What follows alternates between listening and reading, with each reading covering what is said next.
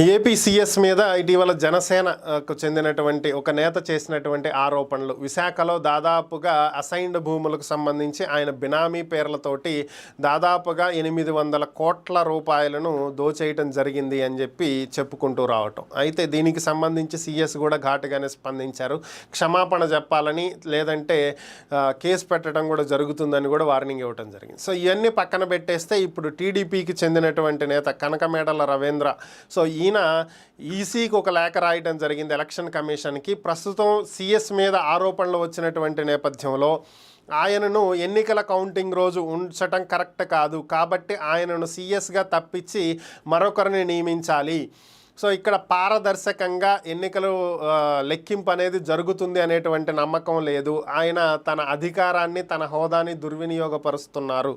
So ఆయన ఈ సంబంధిత భూములు ఎక్కడెక్కడైతే కొన్నారో ఆ సంబంధిత ప్రాంతాల్లో ఉన్నటువంటి ప్రభుత్వ అధికారులను ప్రభావితం చేస్తున్నారు, రిజిస్ట్రేషన్లు చేయాల్సిందిగా ఒత్తిడి తీసుకొస్తున్నారు.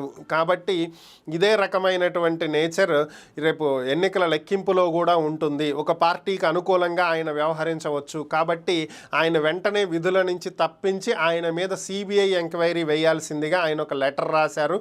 మరి దీనికి ఈసీ ఏ విధంగా స్పందిస్తుందో చూడాలి. ఎవరంటే వాళ్ళు ఒక లెటర్ రాయగానే స్పందించేయటం అనేది కరెక్ట్ కాదు కదా.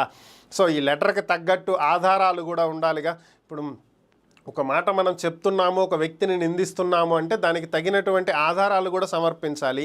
ఈ ఆధారాలతోటి ఈసీకి ఒక లెటర్ రాసి ఇవిగో ప్రూఫ్స్, వీటి ప్రకారం మీరు చర్యలు తీసుకోండి అని అడిగితే బాగుంటుంది.